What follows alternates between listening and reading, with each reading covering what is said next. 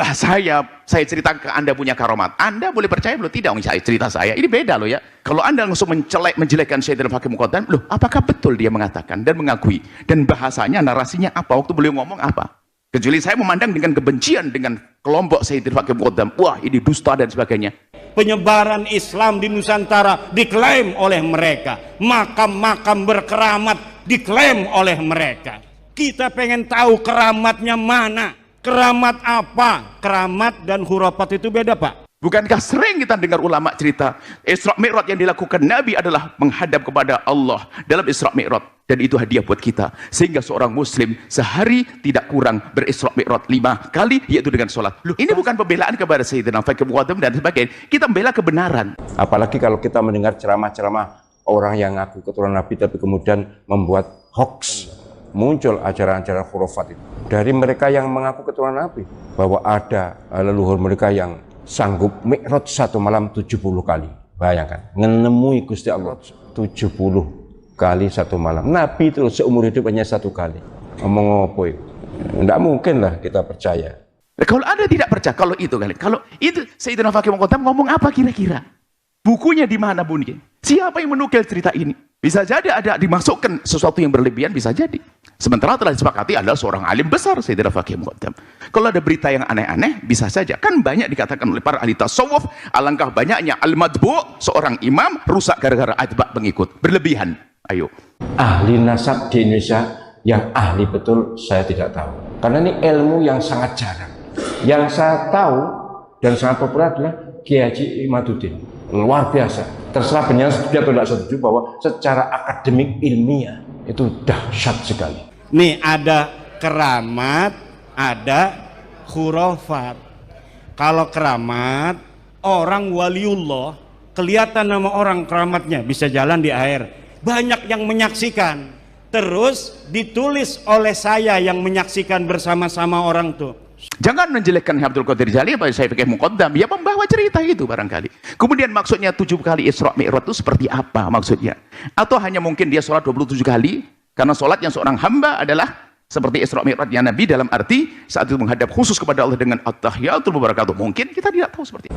Leluhur mereka bangkit membentak malaikat Munkar Nakir. Malaikat Munkar Nakir karena menyiksa orang yang dikubur di sebelahnya Habib ini. Kemudian sambat mengeluh rame malaikatnya bentak Melayu.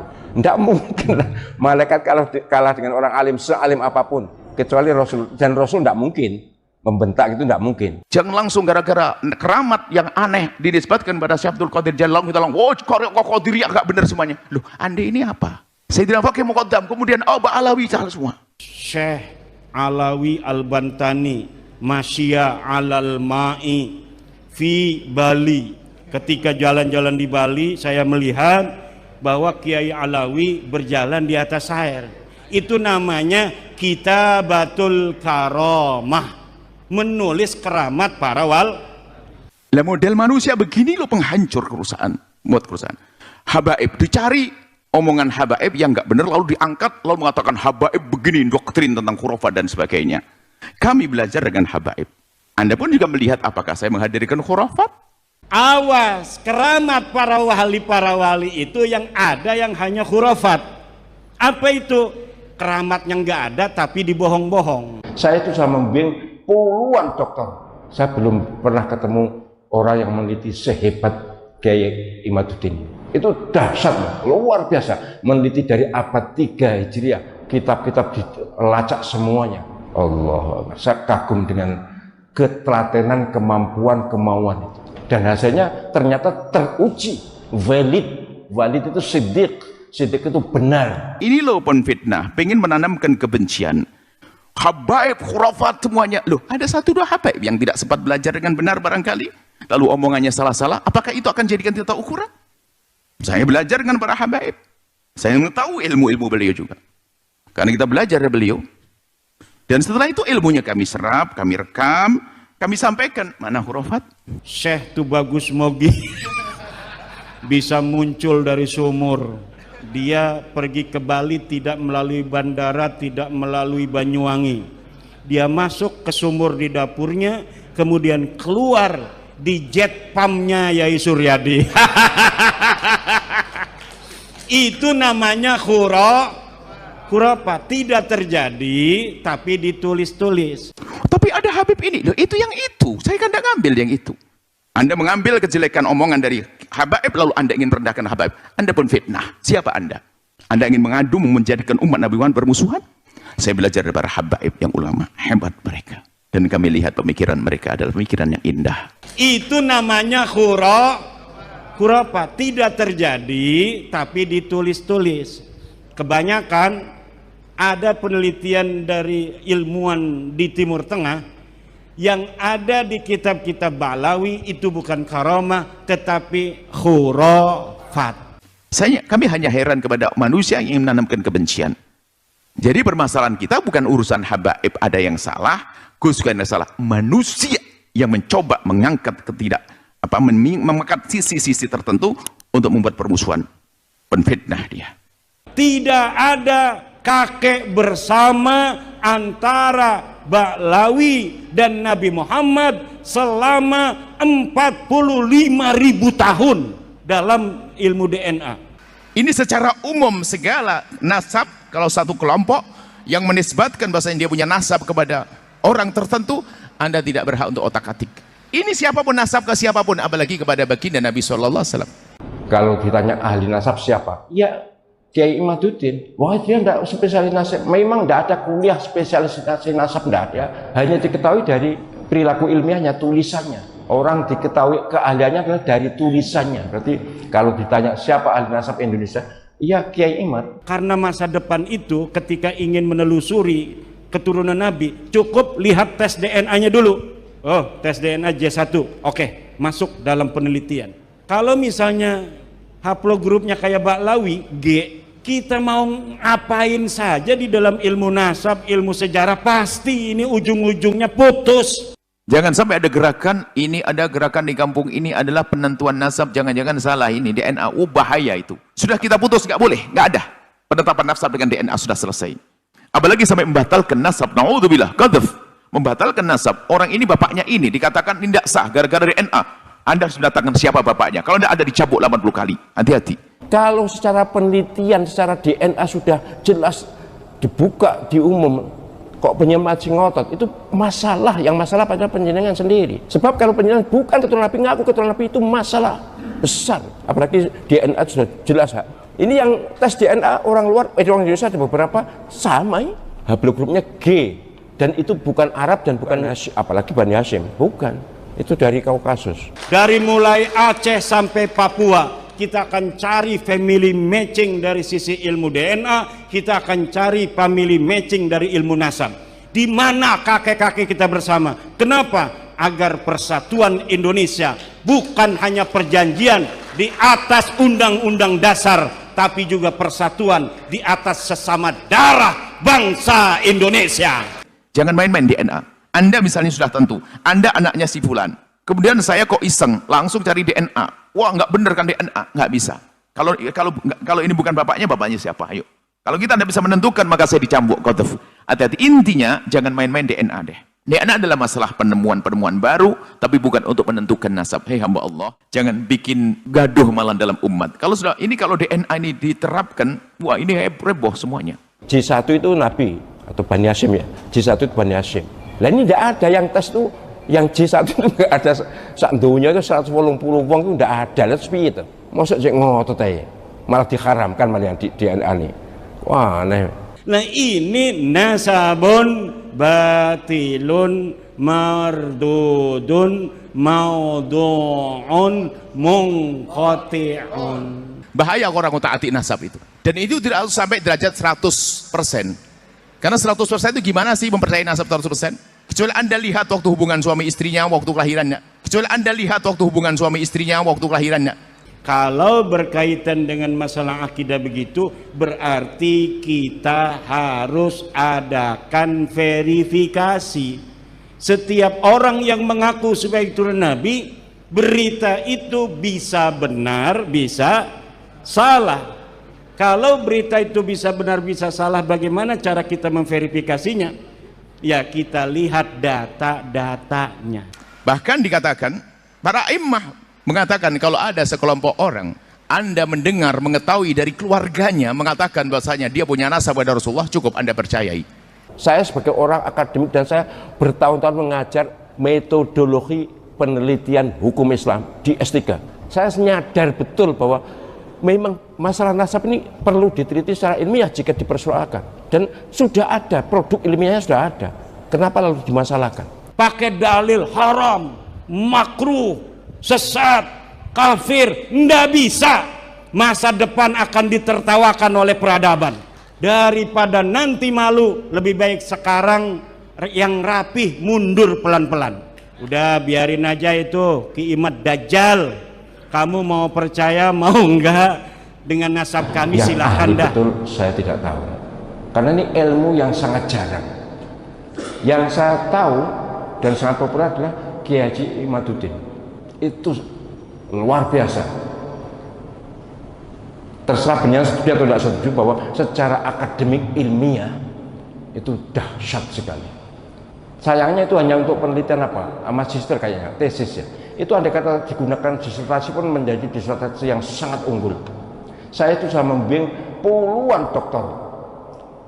Saya belum pernah ketemu orang yang meneliti sehebat Kiai Imaduddin.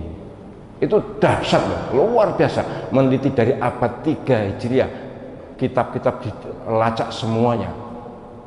Allah, saya kagum dengan ketelatenan, kemampuan, kemauan itu. Dan hasilnya ternyata teruji. Soal setuju nggak setuju terserah, tapi secara akademik teruji, valid. Valid itu siddiq, siddiq itu benar. Jadi kalau ditanya ahli nasab siapa? Ya Kiai Imaduddin. Wah, dia tidak spesialis nasab. Memang tidak ada kuliah spesialisasi nasab, tidak ada.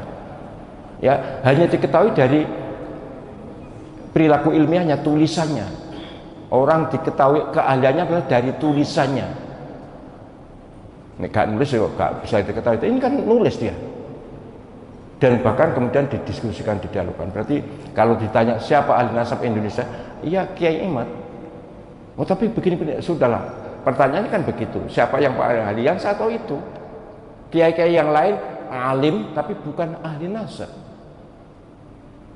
Tidak mudah ini golek ahli nasab itu. Nyapa tak kok ini? Golek perkara. Atau golek ini perkara saya. Pokoknya jangan mencela, jangan mencaci, jangan menghina, jangan meremehkan. Hormati semuanya termasuk habaib. Dan andai kata penyanyi termasuk yang mengikuti pendapat atau arus Kiai Imaduddin yang tidak mengakui bahwa Pak Alawi itu nasab sambung ke Nabi, tetap boleh dipanggil Habib, tetap harus dihormati walaupun penjenengan tidak mengakui ketersambungan nasab Pak Alawi kepada Nabi.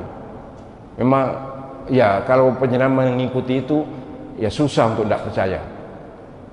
Saya sebagai akademisi jelas harus percaya, secara akademik tidak bisa dibantah. Perkara yang tidak setuju ya banyak, hal-hal yang tidak setuju banyak. Tapi ini penting untuk saya tegaskan, bagi saya itu gini loh, yang terpenting itu sebenarnya yang paling berkepentingan itu para habaib. Lebih bagus tidak mengakui keturunan Nabi tapi keturunan Nabi daripada mengakui tapi bukan. Itu berbahaya sekali untuk keselamatan akhirat. Apalagi sudah ada beberapa yang mimpi tentang ini. Kalau saya takut ya, kalau saya takut tetap ngotot sebagai keturunan Nabi itu takut. Bahkan sebaiknya kalaupun keturunan Nabi sebaiknya tidak usah ngomong, itu lebih bagus. Ki bolak-balik tak sampaikan iki. Ben blanger. Dalam Islam hati-hati, bahaya sekali nanti. Sebab kalau DNA itu nggak kenal akad nikah, biarpun nggak nikah, DNA bisa saja nyambung, nggak ada pernikahan. Sementara di dalam Islam ada namanya pernikahan yang sah. Jadi untuk dianggap ini keturunannya siapa adalah dengan pernikahan yang sah.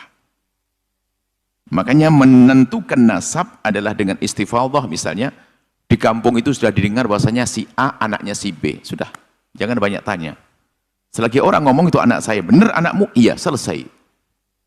Jangan bertanya ribut nikah kamu di mana dan Anda ini dulu kurang ajar. Cukup dia mengatakan anak saya, selesai. Atau pengakuan atau di masyarakat sudah mengatakan oh anaknya fulan. Di kampung Anda sudah tahu bahasa Anda anaknya ibu Anda sudah tahu semuanya. Itu sudah cukup. Jangan sampai ada gerakan ini ada gerakan di kampung ini adalah penentuan nasab. Jangan-jangan salah ini DNA. Bahaya itu. Akan merusak, bisa taktil nusus, menghentikan nas-nas. Maka jangan urusan dengan itu. Tidak tahu apakah betul ada, tidak ada. Dari mana? Mulai kapan ada penentuan nasab di DNA? Enggak mungkin ada. Syariat sudah sangat jelas. Pernikahan yang sah, biarpun itu pernikahan di luar Islam, sebelum orang masuk Islam, pernikahan non-Muslim dengan non-Muslim diakui nasabnya dalam Islam. Seorang Nasrani dengan Nasrani, pernikahan yang sah menurut agamanya, keturunannya dianggap sah. Jadi dengan pernikahan nanti yang benar. Atau mungkin masalah wati syubhat dan sebagainya, masalah ilhaqun nasab, itu karena penyambungan nasab. Yang jelas, DNA tidak bisa, dan itu bahaya sekali.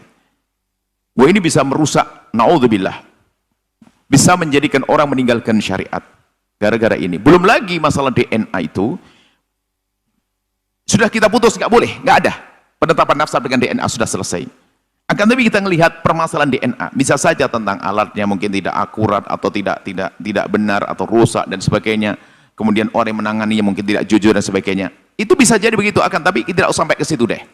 Anggap saja menangani jujur, benar, alatnya paling hebat dan sebagainya, tetap tidak bisa untuk menetapkan nasab. Untuk qarinah tentang untuk satu hal sah, tapi untuk menentukan nasab tidak boleh. Apalagi sampai membatalkan nasab, na'udzubillah, qadzaf, membatalkan nasab. Orang ini bapaknya ini dikatakan tidak sah gara-gara DNA. Anda sudah datangkan siapa bapaknya? Kalau tidak ada dicabut 80 kali. Hati-hati. Jangan main-main DNA. Anda misalnya sudah tentu, Anda anaknya si fulan. Kemudian saya kok iseng, langsung cari DNA. Wah, nggak bener kan DNA? Nggak bisa. Kalau ini bukan bapaknya siapa? Ayo. Kalau kita tidak bisa menentukan, maka saya dicambuk. Hati-hati. Intinya, jangan main-main DNA deh. DNA adalah masalah penemuan baru, tapi bukan untuk menentukan nasab. Hei hamba Allah, jangan bikin gaduh malah dalam umat. Kalau DNA ini diterapkan, wah ini heboh semuanya. Sementara, lihat, di dalam Islam itu ada tentang saksi, dalam urusan kejahatan, perzinaan, 4 saksi, banyak hal. Macam-macam, jadi harus hati-hati penentuan. Menafikan nasab pun dalam Islam harus hati-hati. Nggak gampang menafikan nasab. Dalam urusan li'an misalnya. Menafikan nasab, hati-hati. Menentukan nasab adalah ada rambu-rambunya. Maka ingat, kalau sudah kita yakini bahasanya orang itu nasabnya sambung, sudah. Anda jangan banyak tanya. Jangan Anda meragukan. Kalau Anda meragukan, Anda menuduh dia berzina. Na'udzubillah. Nuduh orang berzina adalah dosa. Ya, mohon maafin, saya tidak tahu apakah betul masalah DNA. Dari mana masalah DNA? Ini aneh sekali, nggak masuk pembahasan para ulama nggak akan membahas masalah itu sebagai penetapan nasab. Tidak akan ada. Karena apa? Bukan begitu cara menetapkan nasab. Bahkan itu kalau diterapkan malah membahayakan. Sehingga besok bisa gerakan di kampung ini adalah tes DNA. Waduh, kacau, orang deg-degan. Biarpun yang nikahnya benar, nggak ada masalah, pasti deg-degan. Dan bukan begitu Islam. Hati-hati ya, mohon maaf lah. Tidak mungkin, saya tidak percaya. Mungkin Anda salah. Nah, mana ada penentuan nasab dengan DNA? Mana? Tidak ada itu semuanya. Di dalam pertanyaan, habaib membawa cerita khurafat. Mungkin begitu. Gimana kita menanggapinya? Mungkin begitu. Kita akan bicara begini. Alhamdulillah kami belajar dari para habaib. Belajar dari para kiai juga. Belajar dari habaib, belajar dari para kiai. Dari para masyayikh. Tentunya ya masyayikh adalah ahli ilmu, habaib yang ahli ilmu. Kan begitu. Kemudian, setiap orang berilmu itu pun memang ada sesuatu yang salah selagi bukan Nabi. Apakah di kalangan ulama, para kiai, atau dari para habaib. Namanya manusia yang bisa melakukan kesalahan, bisa kesalahan perilaku, kesalahan pemikiran, dan seterusnya. Kalau Anda mencari guru yang tidak pernah bersalah, sampai mati pun Anda tidak punya guru. Akan tapi kita perlu belajar dari dari orang yang secara global ada manhaj yang benar. Silsilah ilmu sambung kepada akidah yang benar sudah. Kalau ternyata ada, misalnya di antara para imam sendiri pun di antara mereka saling kritik. Saling kritik. Jadi antara para imam itu udah saling kritik, tapi kritik mereka kritik beradab. Bahkan kadang menafikan keilmiahannya ulama yang sebelumnya. Dan itu sudah biasa, tapi tidak menjadi fitnah. Ya, sekarang ini yang menjadi masalah, ada sebagian orang ingin mencari kesalahan kelompok tertentu untuk diangkat, untuk digunakan menjatuhkannya.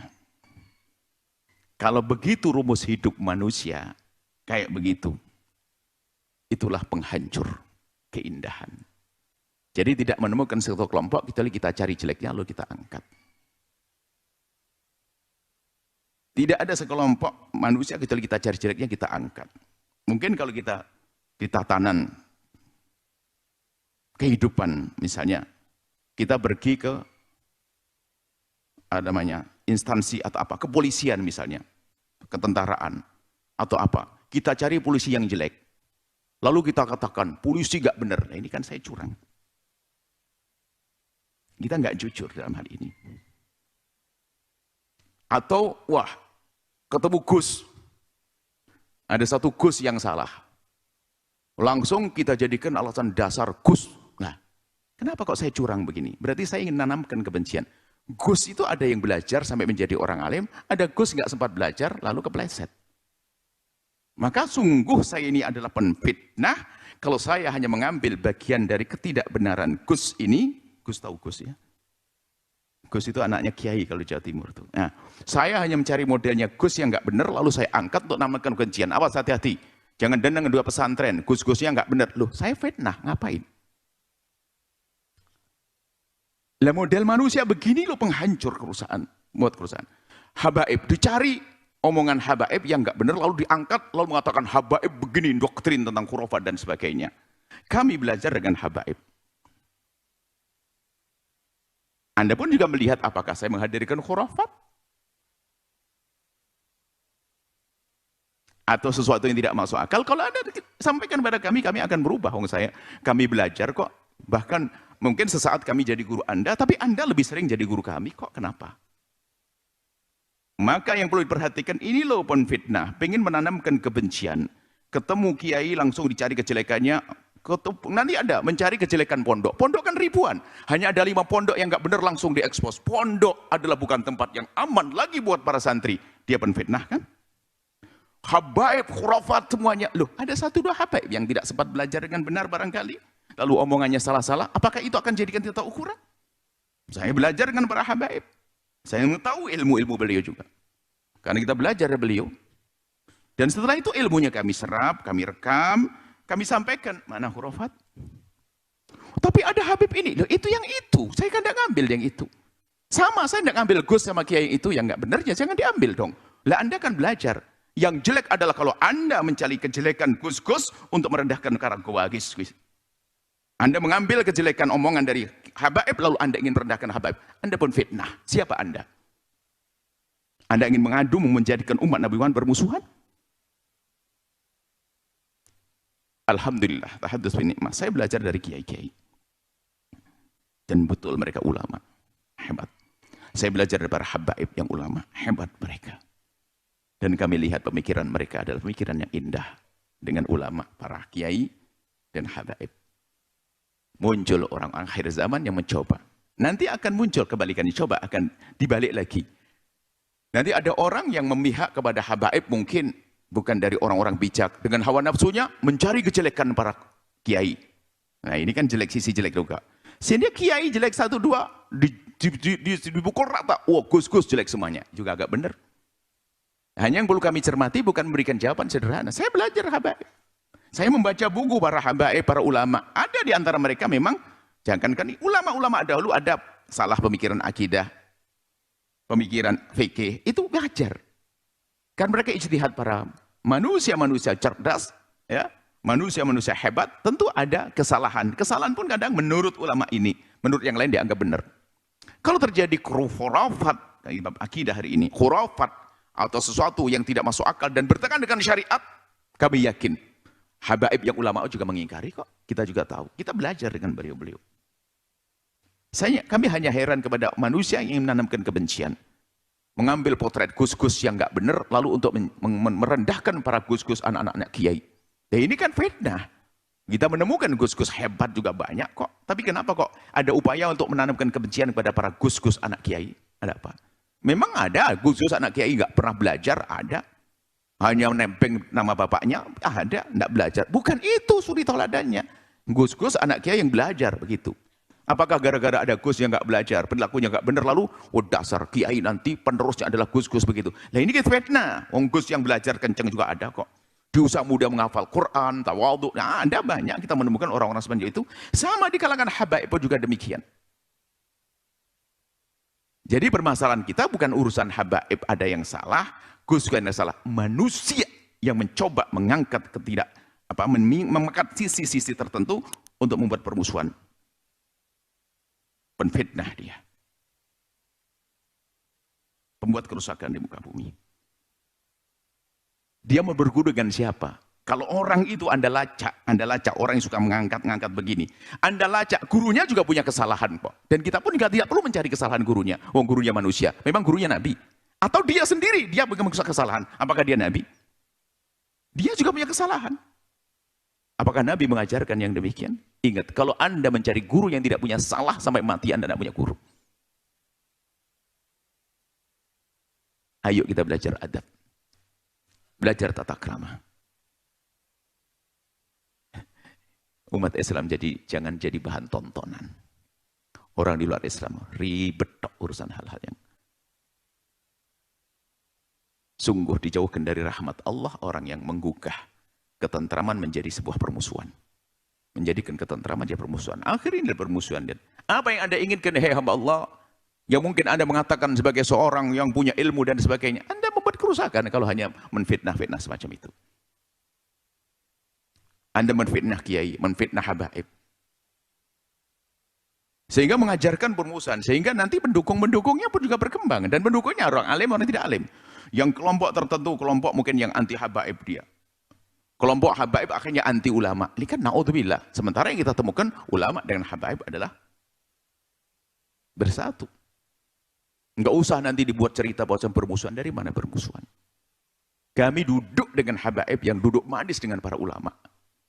Para kiai. Bahkan bukan sampai di situ kami mengambil. Saya wadai ilmunya kiai dan ilmunya habaib. Enggak ada masalah. Kenapa? Saya tidak merasa malu mengatakan saya belajar dari para habaib. Saya belajar dari para kiai.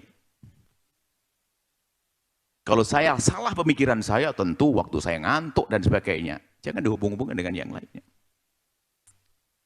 Cuman saya sedih dengan manusia yang ingin mengangkat sesuatu untuk menanamkan kebencian. Bukankah Nabi mengajarkan cinta? Apa yang Anda inginkan? Ustadz viral? Atau syaitan viral? Momen nih saya harus, Allah Allah. Saya pun juga tidak boleh masuk suudon di sini. Maksudnya segala bertanya, apa yang Anda inginkan? Pengen dianggap orang paling hebat? Mengkritiki pesantren, mengkritiki ulama, lalu satu sisi mengkritiki habaib dan sebagainya. Hidup itu untuk menjadikan dunia ini baik. Bukan untuk menghancurkan. Ini harapan, ini kepada semua. Mungkin ada di antara kalangan habaib yang mungkin ada sedikit, atau mungkin keluar dari jalur. Tinggal ayo kita ajak diskusi, masuk ke jalur yang benar. Mereka manusia tentu, ada pemikiran yang wajar. Di kalangan para kiai juga ada itu. Yang nggak boleh adalah untuk mengambil sisi negatif, untuk diangkat, untuk menjadikan sebuah permusuhan. Berarti Anda menginginkan Gus ini adalah maksum, Gus-Gus itu maksum, nggak boleh salah. Atau Anda menginginkan habaib maksum, nggak bisa salah. Anda itu punya akidah apa? Kok harus seperti itu? Anda bisa. Kami belajar dari para habaib dan para ulama. Dan Anda melihat hasilnya. Yang kami sampaikan, apakah ada khurafat di sini? sesuatu yang tidak masuk akal. Kalau ada sampaikan kepada kami akan berubah kalau itu salah. Justru kami senang kalau dapat ilmu baru. Kritik bagi kami adalah ilmu baru. Tapi fitnah adalah neraka yang disodorkan. Kami tidak mau ikut-ikut. Kami cinta para kiai. Cinta para gus-gus yang mereka anak-anak kiai yang hebat. Cinta para habaib. Mereka adalah juga, di antara mereka banyak ulama-ulama. Tentunya jangan Anda mengambil contoh anak kiai yang tidak jadi kiai atau habib yang tidak jadi ulama, itu bukan sebagai tolak ukur. Anda salah. Bicara tentang habaib, ambil habaib yang tidak berilmu, ngomong kelantur, wah ini habaib. Urusan kiai, anak-anak kiai, ambil anak gus yang ngelantur. Anda ini penfitnah besar, siapa namamu? Anda ini mau apa, hamba Allah? Semoga Allah menjadikan kita hamba yang saling mencintai karena Allah.